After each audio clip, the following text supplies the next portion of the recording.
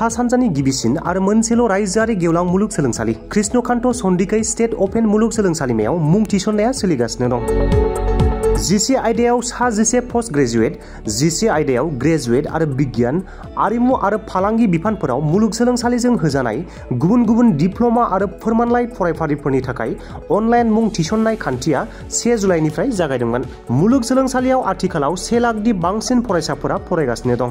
रायजोआव गोजौ सोलोंथायाव मुं थिसननायनि हारखौ बांहोनो थाखाय बायदि रोखोमनि हाबाफारि लादों।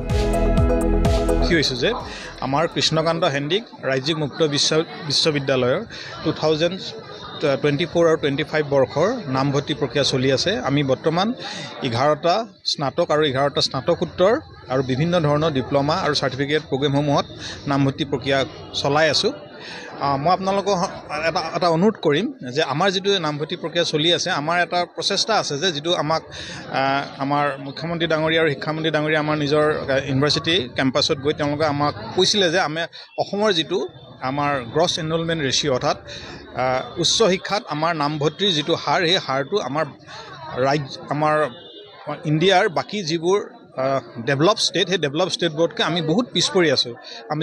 আমি এভাৰেজ যদি আমি ইণ্ডিয়াৰ গ্ৰছ এনৰলমেণ্ট ৰেচিঅ' আমি চাওঁ, তেতিয়া আমাৰ 28%। তাৰ তুলনাত কিন্তু আমাৰ অসমৰ অৱস্থা অকণমান দুখ লগা, কাৰণ আমাৰ 18% আছে। গতিকে আমাৰ এইটো প্ৰত্যেকৰে দায়িত্ব যাতে আমি গ্ৰছ এনৰলমেণ্ট ৰেচিঅ'টো বৃদ্ধি কৰি যাতে আমি সেই আমাৰ যিবোৰ ৰাজ্য আমাতকৈ আগবাঢ়ি গৈছে, সেই ৰাজ্যবোৰৰ লগত যাতে আমি একেলগে প্ৰতিযোগিতাত নামিব পাৰোঁ। আৰু সেইকাৰণে আমি এইবাৰ কি কৰিছোঁ, আমি অসমৰ বিভিন্ন ৰাজ্যৰ বিভিন্ন কলেজসমূহত আমি গৈ তেওঁলোকৰ মাজত সজাগতা বৃদ্ধি কৰি যাতে আমি গ্ৰছ এনৰলমেণ্ট ৰেচিঅ'টো বঢ়াব পাৰোঁ, সেইটোৰ ওপৰত আমি গুৰুত্ব দিছোঁ।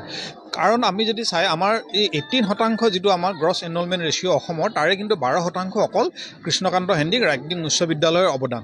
গতিকে আমি আমাৰ যিবোৰ পাঠ্যক্ৰম, সেই পাঠ্যক্ৰমবোৰত যাতে আমি অধিক শিক্ষাৰ্থীক যাতে অন্তৰ্ভুক্ত কৰিব পাৰোঁ, তাৰ বাবে আমি এই সজাগতা শিবিৰবোৰ আমি পাতিছোঁ। গতিকে ইয়াতে মেইন কথাটো হৈছে কি, যদি আমি সৰ্বসাধাৰণৰ মাজত যাওঁ, সৰ্বসাধাৰণৰ মাজত এতিয়াও এটা সন্দেহ আছে যে ODL ছিষ্টেম, যিটো ODL ছিষ্টেম আৰু যিটো কনভেনশ্যনেল ছিষ্টেম, সেই ছিষ্টেম দুটাৰ মাজত যে দুটা যে ইকুইভেলেণ্ট হয়, সেই বস্তুটো বহুত মানুহে এতিয়াও জ্ঞাত নহয়। গতিকে মই আপোনালোকলৈ এটা অনুৰোধ, আপোনালোকে যাতে এই বাৰ্তাটো আপোনালোকে সৰ্বসাধাৰণৰ মানুহৰ মাজত লৈ যায়।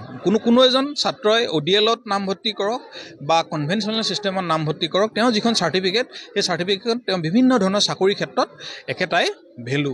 গতিকে সেই কথাখিনি আপোনালোকে ৰাইজৰ বিভিন্ন স্তৰৰ মাজত লৈ গৈ, গতিকে যাতে আপোনালোকে আমাৰ অসমৰ যিটো গ্ৰছ এনৰলমেণ্ট ৰেচিঅ' হায়াৰ এডুকেশ্যনৰ ক্ষেত্ৰত, সেই গ্ৰছ এনৰলমেণ্ট ৰেচিঅ'টো যাতে আমি বৃদ্ধি কৰিব পাৰোঁ, সেই কথাটোৰ ওপৰত আমি গুৰুত্ব আৰোপ কৰিব লাগিব। আৰু এটা কথা আমি আপোনালোকক জনাবলৈ পাই সুখী হৈছোঁ যে এই বছৰ আমি নতুনকৈ 4টা স্নাতকোত্তৰ পাঠ্যক্ৰম আমি অলৰেডি ইউনিভাৰ্চিটি গ্ৰাণ্ট কমিশ্যনত আমি এপ্লাই কৰিছোঁ। সেইকেইটা হৈছে হিষ্ট্ৰী, ফিলচফি, হিন্দী আৰু মেথমেটিক্স।